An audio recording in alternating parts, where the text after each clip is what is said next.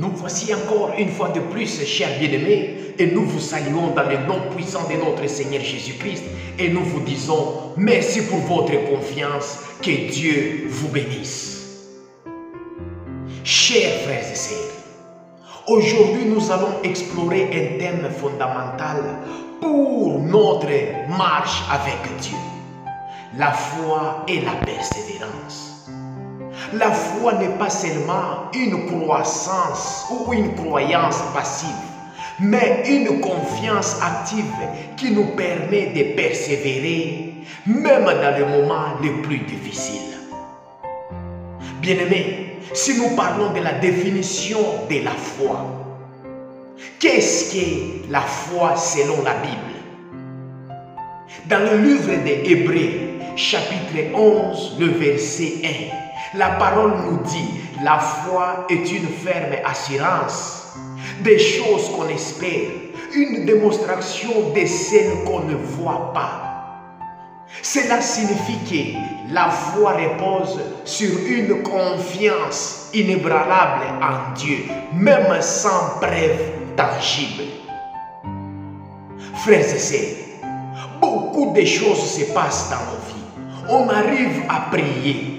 Mais si on n'a pas la foi, on ne peut jamais aller de l'avant. Si on n'a pas la foi, on ne peut jamais voir ce que Dieu veut faire dans nos vies. Oui, c'est vrai, tu pries bien. C'est vrai, tu gênes. Mais est-ce que tu crois à des choses que tu ne vois pas? Est-ce que tu crois fermement que Dieu peut faire quelque chose dans ta vie, cher bien-aimé? Le livre des Hébreux nous parle clairement de la foi. Que nous devons avoir la foi, même lorsque nous ne voyons rien. Cher bien-aimé, est-ce que vraiment tu crois, après avoir prié, pour recevoir quelque chose de la part de Dieu? La foi biblique, c'est croire en Dieu, en ses promesses, même lorsque nous ne voyons pas encore leur accomplissement. C'est avoir la certitude que c'est Dieu qui a promis, il fera. Même si nos circonstances actuelles nous disent le contraire. Bien-aimés, nous devons toujours avoir la foi que Dieu est à l'œuvre. Le lien entre la foi et la persévérance.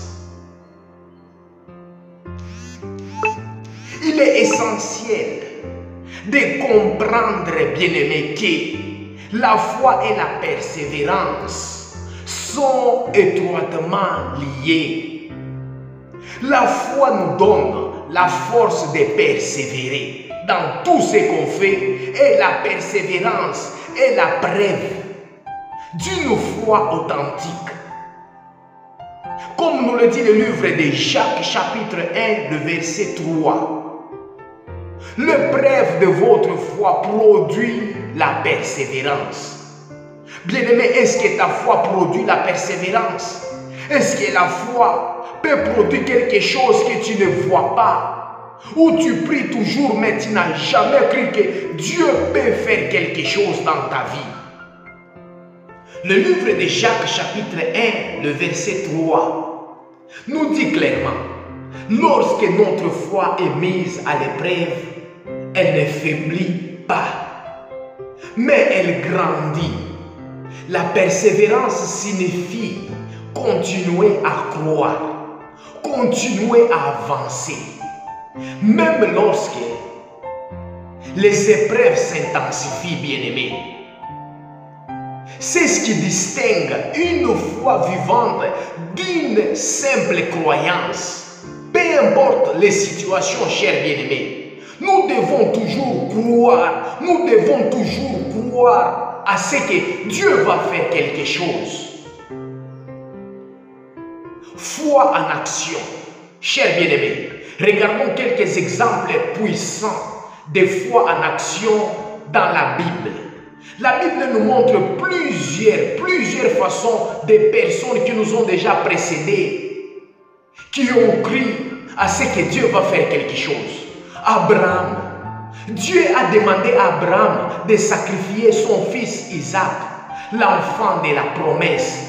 Mais Abraham a cru que Dieu pouvait ressusciter son fils. Son obéissance est l'exemple frappant des foi en action. C'est dans le livre des Hébreux chapitre 11, le verset 17 à 19. Noé, Dieu a ordonné à Noé à construire une arche pour se préparer au déluge. Pendant des années, Noé a travaillé sans voir une goutte de pluie. Mais sa foi en Dieu l'a poussé à agir. Genèse chapitre 6, le verset 13 à 22. Job a perdu ses enfants, ses biens et sa santé. Mais il n'a jamais abandonné sa foi en Dieu. Il a dit, l'Éternel a donné et l'Éternel a ôté. Que le nom de l'Éternel soit béni. Job chapitre 1, le verset 21. Sa persévérance dans la souffrance montre une foi inébranlable, cher bien-aimé. Peu importe les situations, tu dois montrer que ta foi est inébranlable. Tu ne dois pas te fatiguer. Le livre des Hébreux chapitre 11, le verset 17 à 19. Genèse chapitre 6, le verset 13 à 22. Job chapitre 1, le verset 21. Bien-aimé, ces exemples montrent que la foi véritable se manifeste dans l'obéissance, la confiance et la persévérance face à l'inconnu ou aux épreuves. Cher bien-aimé, est-ce que vraiment ta foi peut pousser des montagnes dans ta vie? Est-ce que vraiment ta foi peut changer des choses? Nous devons avoir la foi pour voir des choses changer, des montagnes se déplacer, les problèmes trouver des solutions, les choses qui ne marchaient pas qui commencent à marcher, des restaurations dans nos vies. Chers frères et sœurs, je vous encourage maintenant à maintenir votre foi, même dans le moment le plus sombre. Jésus a dit, dans le monde, vous aurez des tribulations. Mais prenez courage, chers frères et sœurs. De partout où vous nous suivez, nous vous disons vraiment merci et nous vous encourageons à maintenir votre foi. Même dans le moment le plus sombre, même lorsque les situations ne semblent pas trouver des solutions, chers bien-aimés, maintenez votre foi en Jésus-Christ. Jésus a dit, dans le monde, vous aurez des tribulations, mais prenez courage. Je vaincu le monde. C'est dans le livre de Jean, chapitre 16, le verset 33. Votre foi n'est pas une assurance d'une vie sans épreuve, mais elle est votre assurance que Dieu est avec vous au milieu de celle-ci. Bien-aimé, Dieu est avec toi. Dieu ne te laissera jamais. Le livre de Jean, chapitre 16, le verset 33, nous dit clairement, souvenez-vous que les épreuves raffinent votre foi. Elles ne sont pas là pour briser, mais pour nous rendre plus forts, plus dépendants de Dieu. Jacques chapitre 1, le verset 2 à 4 nous rappelle que les épreuves de votre foi produisent la persévérance. La persévérance, chers bien-aimés, mène à la victoire. Car ceux qui persévèrent jusqu'à la fin récolteront les promesses de Dieu. Bien-aimé, je t'invite à pouvoir maintenir ta foi, chers frères et sœurs. Le livre de Jacques, chapitre 1, le verset 2 à 4, ne nous décourage pas. Ce que vous viviez aujourd'hui est peut-être difficile, mais laisse-moi te dire, Dieu est fidèle. Il vous fortifiera, il vous soutiendra et il vous mènera à la victoire. Chers bien-aimés, continuez à marcher par la foi, sachant que le Seigneur Jésus-Christ ne vous abandonnera jamais.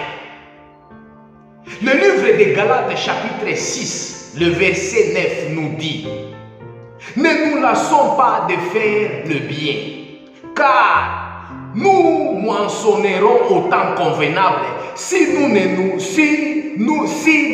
nous relâchons pas. Bien-aimés dans le Seigneur, Galates chapitre 6, le verset 9 nous dit clairement que nous ne devons pas nous décourager. Peu importe le problème, peu importe tout ce qui se passe, nous devons toujours maintenir notre foi. Pour conclure, souvenez-vous que la foi et la persévérance sont des piliers essentiels de notre marche chrétienne ou spirituelle. Lorsque vous faites confiance à Dieu et que vous persévérez, même dans le moment le plus difficile ou sombre, vous permettez à Dieu d'agir puissamment dans votre vie. Cher bien-aimé, je t'invite à prier avec moi. Sens-toi libre, je ne sais pas ta position, mais prends juste quelques minutes ou quelques secondes pour pouvoir répéter cette prière ensemble avec moi. Prions. Seigneur Dieu Tout-Puissant, je te remercie pour les dons de la foi qui nous soutient chaque jour. Aide-nous à persévérer même lorsque les épreuves ou les situations semblent insurmontables. Éternel Dieu, renforce notre foi, renforce notre confiance en tes promesses, sachant que tu es toujours fidèle, comme Abraham, Noé et Jacob. Donne-nous la force de marcher par la foi, même dans les inconnus. Remplis nos cœurs de courage et de paix dans les moments difficiles de nos vies. Que ta lumière guide nos pas et que nous ressentions fermes jusqu'à la victoire que tu as promis au nom puissant de Jésus-Christ. Nous prions et nous disons Amen. Frères et sœurs, la foi et la persévérance restent fermes dans les épreuves ou difficultés, car Dieu est fidèle et il ne nous abandonnera jamais. De partout où vous nous suivez, si cette vidéo vous a encouragé, n'hésitez pas à partager, aimer et vous abonner pour plus de contenu inspirant. Que Dieu vous bénisse abondamment. Shalom.